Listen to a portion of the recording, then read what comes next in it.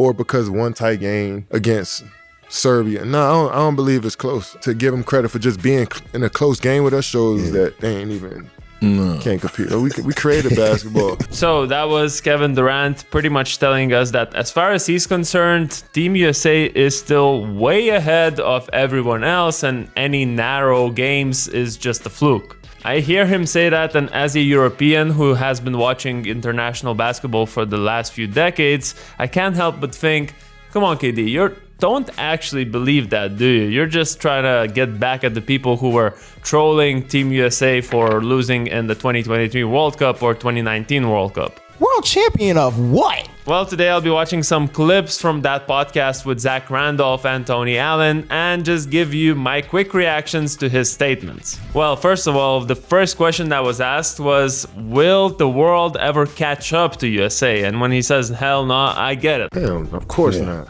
USA is still the leading dominant power in the world in terms of basketball. And the way they develop their players, the opportunities they have in the colleges they go to, I mean, I just saw it myself firsthand. It's another level. So I kind of get his initial reaction. It's all good. Because you're looking at Gytis, you're looking at Luka, you're looking at Giannis. Like Serbia and France, y'all won neck and neck this summer. Like people were saying, like, dang, now if you and Steph ain't take over. But we beat Serbia 3 times this summer. Yeah. You know what I'm saying? So, like, one game, they going to get a game where they look solid. Let's not call it a game where Serbia was just solid. Let's call it what it is. They were up by 17 at one point, and when the fourth quarter started, it felt like we were seeing one of the biggest upsets in basketball history, to be honest. And remember, they needed incredible heroics from Curry, from LeBron. Even Joel Embiid had one of his better games that game. Plus, Serbia kind of missed everything, and of course the Serbians will say that the refs also helped the Americans to get back in the game. So it wasn't just a close game, they got close to us. No, they were leading your team for 3 quarters, and it was a 17-point difference. France beat us one time. They did beat us last year, but we beat them for the gold.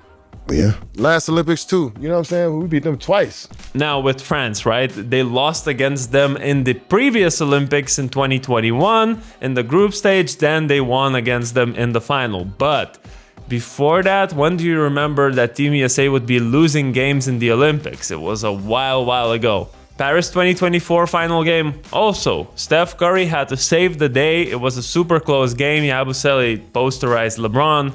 I mean, it wasn't like they were close. They were close to actually winning. And in the preparation for these Olympics, this Avengers team, which was essentially the best available Team USA players, they almost lost against South Sudan, and they had a close game against Germany. So it's just been getting more and more shaky with Team USA. Yeah, it's going to be some players like Victor and Jokic and Giannis. I wouldn't put Shea in there because he's damn near, they next door in Canada. They ain't in Europe. Those 3, if you're going to look at 3 players and say they caught up to the rest of Americans when we had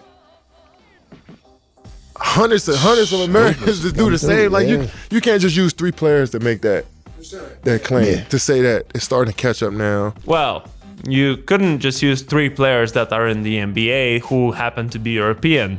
But you could probably see the fact that those 3 players are the top 3 players in the league right now. They are the ones who are going to be the faces of the league when these older stars retire, such as KD, Steph Curry, LeBron, and so on. So it's not just, oh, you look at 3 guys. No, you look at 3 of the best guys in the league. Also, the next best prospect is obviously Wembanyama. So it's just a bit, I feel like it's just a bit ignorant from KD's part to look at it that way, or just something that's defensive, let's say, from an American perspective. We created basketball. They influenced by us.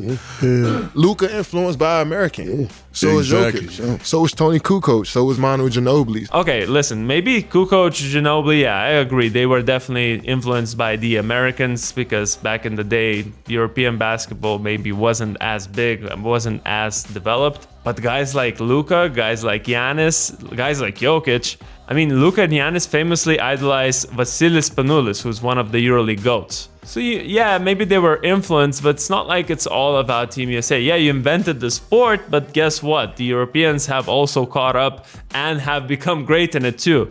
And as a bonus fact, now the kids that are watching basketball, they're watching these Europeans play and they're learning from them. They're idolizing them. So I don't think it's a valid point. We created this game, so now, yeah, we are the best. England created football, but when was the last time they won a World Cup? All these dudes was influenced by Americans. So how can you say, you know what I'm saying? We set the blueprint. Straight up. Yeah, it's cute. It's cute for sure to, you know, for people to want to experience history. That's what they want to. I was there to see the changing of the guards between Americans and the European, but it'll never, like, so I people gonna try to switch the narrative up or try to hype some shit up when in reality it's like we've been dominating these dudes for this whole time, and they finally get closer than 20 points, and now you saying they catching up? Nah. Yeah, that's exactly what it means. It used to be 40, 50 points in the 1992 Olympics. Now it's some games where you actually are down by 20. If that's not catching up, then what is it? You know, what is catching up? We're not saying that the world has gone beyond USA in terms of basketball. We're just saying that it's inching closer, you know? It's just right there now. We just saw it with Serbia. We just saw it with France. There are more international prospects coming in than ever, and there are more international players in the NBA than ever also. Because this basketball shit is ours. Like, we created this shit for real. Like, the best players come from the places we come from. Damn right. No, the best players don't come out from the places you come out of. Because now the best players are Europeans. Simple as that. You just cannot say that anymore. Do you have the best talent pool? For sure. You have a huge population, number one, which is 300 million or so. You take these European countries that you're competing against, Serbia, 8 million people, France, 68 million people. And remember, in Europe, it's all about football, not basketball too. If we took all the best players from the European continent and then put them in one team, I think they're beating Team USA easily. So yeah, those were the clips I reacted to. There are also some comments on our community post, so let me read those as well. Nick says, no, they can definitely compete, and that's why the game with Serbia was close and, you know, competitive. That's probably the best comment, and that's probably why it's the most upvoted, but literally, that's the whole point. The games were competitive, that means they can compete, you know? Yeah, something I just said, Team USA versus Team Europe wouldn't be even close, and I believe that too. Philip says it wasn't only Serbia, literally more than half of the games were close ones. USA barely beat Germany, Australia, South Sudan, Serbia, and France. Does USA need to lose by a country with 10 times less of their population for Americans to stop being delusional? Oh, that's, you hit the, what did they say? You hit the nail on the head here. KD is from Maryland, right? A population comparable to Serbia. Let's see what he can do with his fellow Jeff Green and Markelle Fultz as triple threat. That's a good point. Some states are as big as some European countries, and if you take the populations of those, compare it to European countries, you just understand how great of an achievement, even for my country, like Lithuania, with 3 million people, we beat Team USA in 2023. And that's another point I wanted to make. In 2023, they also played in the FIba World Cup. Of course, they didn't have their best players available. They were maybe Team C of Team USA. But anyways, they finished 4th and they suffered 3 losses. 2019 World Cup, they finished 7th. So to completely ignore the pattern that it's been going down, the dominance has gone down, I think is delusional and ignorant for sure. On the other hand, KD can say whatever he likes, of course, because they did win at the end of the day. But I just think some of these statements he made before the Olympics, like, I really want to make a statement on how dominant our players are, like 40, 50 point wins. I want to do that. Well, you couldn't.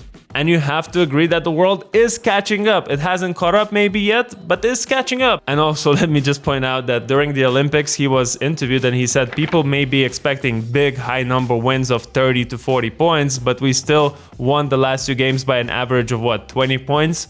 It was against good talent too. Yeah, but you're the one who said that you want to make a statement and win by 40 to 50 points, and now you're surprised that people are expecting that?